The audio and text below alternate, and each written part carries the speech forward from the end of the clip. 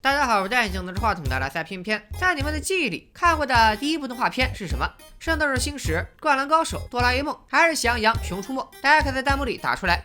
聊了那么多经典电影，这期视频我想换一种画风，聊一部经典动画，它甚至比我刚才说过的所有动画都要经典，那就是豆瓣9.4分，由上海美术电影制片厂1961年制作的《大闹天宫》。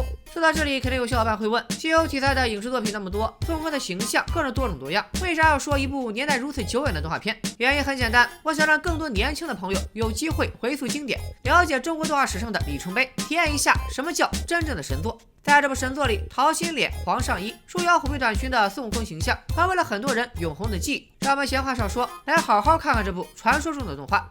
正片大幕一拉开，热热闹闹的花果山跃然眼前，众猴子猴孙嬉笑着围在一起欣赏大王展示武艺。从孙悟空活灵活现的招数到节奏明快的配乐，不难看出大闹天宫运用了京剧元素来表现这一名著题材。而孙悟空这大环斗一段，就引出了动画的第一个重要情节：东海龙宫夺宝。熟悉《西游记》剧情的小伙伴都知道，孙悟空出道后急需一件趁手的好兵器，便想找东海龙王讨个宝贝。龙王却不把这破猴当回事，想着随便从仓库里拽给他几样武器。可他没想到，孙悟空力大无穷，7200斤的方天戟，孙悟空都嫌轻。龙王不能让一只猴子在东海龙宫撒野，便展示了极重的定海神针，想让孙悟空知难而退。龙王料定孙悟空拿不动，就等着看对方的笑话。可定海神针偏偏就听孙悟空的话，要它变小就变小，要它变细就变细，从此以后就成了孙悟空的专属装备。这是大家都知道的故事，看你有没有想过，为啥定海神针会听孙悟空的话？这个说法有很多，其中最有趣的是说，因为定海神针是女娲用石头造的，而孙悟空也是石头里蹦出来的，他俩属于同宗。让我们回到剧情，定海神针被孙悟空拿走了，龙王想出尔反尔也来不及，他只好去天庭告状。龙王老江湖了，撒谎说有只妖怪抢走了他的镇海之宝。玉皇大帝高高在上，好日子过得太久，只听龙王的一面之词，就认定孙悟空有罪。此刻太白金星现出一计，他提议别打打杀杀的，咱们招安孙悟空。与其兴师动众捉着猴子，不如让孙悟空在天庭做个闲职。如果孙悟空听话，还则罢了；不听话，也方便就地擒拿。孙悟空那会儿不谙世事，还是个单纯的猴。太白金星忽悠了几句，他就跟着上了天庭。玉帝在哪儿？在哪儿？上面便是，快去朝见。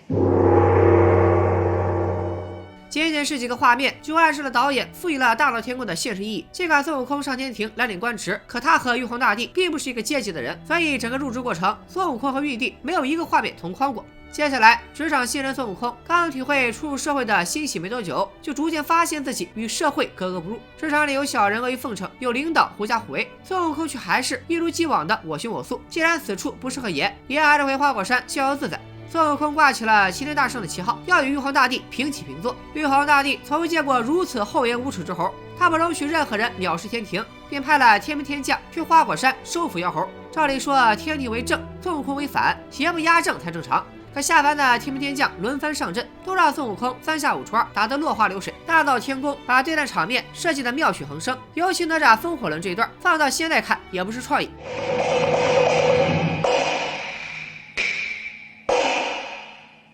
大闹天宫上集到此为止，托塔李天王又回天庭请援军，这一请就是3年。1964年，大闹天宫下集才上映。下集的故事紧接之前剧情，在玉帝面前，托塔李天王主张斩草除根，太白金星他还是倾向于招安。太白金星的意思是让玉皇大帝表面认可孙悟空，反正齐天大圣不过是虚名一个，用这种虚情假意让孙悟空重返天庭，别再惹事，最后把他软禁起来。孙悟空和猴子猴孙快活了没几天，又被太白金星忽悠上了天。这才他得了个所谓的好差事，帮王母娘娘看守蟠桃园。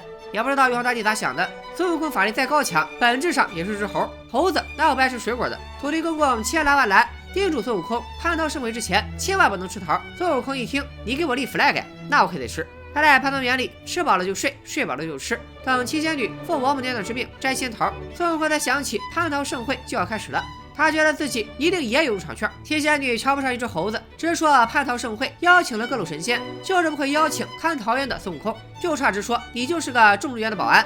孙悟空意识到自己2次被玉帝诓骗，当时就怒从心头起。七仙女怕泼猴撒泼，纷纷起飞离去，而孙悟空随口喊了个定，便轻松留住了七仙女。这一幕参考了敦煌壁画，把七仙女的神韵刻画的美轮美奂。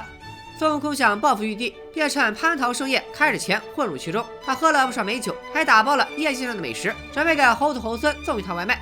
回花果山的路上，孙悟空误入太上老君的地盘，又吃了一葫芦玉帝御用金丹。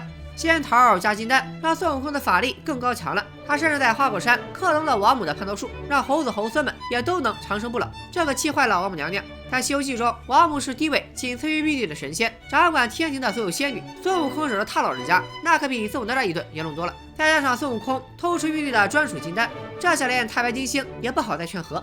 玉帝立刻命托塔李天王率领10万天兵天将捉拿孙悟空。小时候不管在哪个版本的《西游记》里，这一段都是前期剧情中的小高潮。动画先展示了双方阵容造势，又派出4大天王和孙悟空斗智斗勇。4大天王不敌孙悟空，二郎神才在此时威风出场。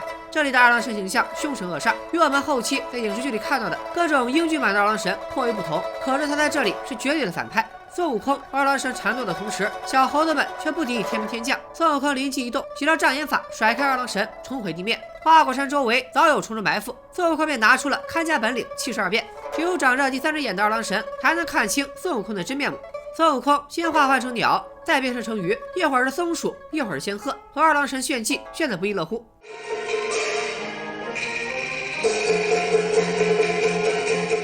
这一段72变的动画效果实在令人惊艳，把孙悟空的机智展现得淋漓尽致。要不是后来太上老君搞偷袭，孙悟空赢定了。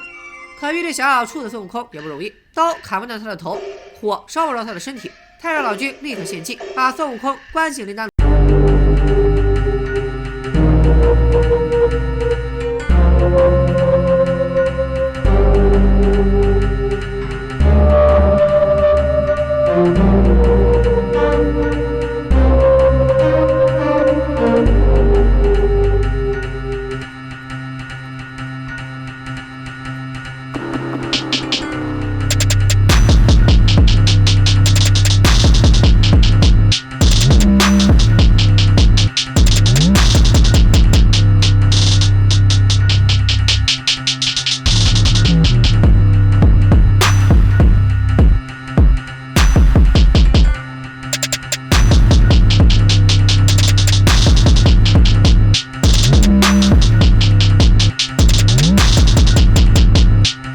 孩子们还是大人来说都非常圆满。大闹天宫由动画大师万籁鸣执导，万籁鸣和他的兄弟万古禅、万超尘、万迪环合称为万氏兄弟。亚洲第一部有声长篇动画《铁扇公主》也是出自万氏兄弟之手。铁扇公主和大闹天宫这2部动画的制作水平在当时可以媲美迪士尼。万籁鸣更是启发了铁臂阿童木之父手冢治虫，走上了动画制作的道路。说回大闹天宫的制作过程，上世纪50、60年代能制作出如斯般奢华的动画，就像我们第一次戴上3D 眼镜，看到电影中的人物近在咫尺一样不可思议。整个动画团队共有20-30人，分为5个组，每组1个原画师，几个动画人员，按导演的要求画出情节和画面。当时没有电脑，大闹天宫的所有画面都是画师们一笔一笔亲手画出来的，每10分钟的动画需要7000到1万张原画。1966年上映的《大闹天宫》上集和1964年上映的下集加在一起有120分钟，可见其工作量有多么的庞大。大闹天宫以其独特的风格，大胆改变原著的创意，影响了后续许多人对《西游记》的再创作。衍生出的新故事、好作品，更是让《西游记》成了4大名著中的顶流，票房表现一骑绝尘。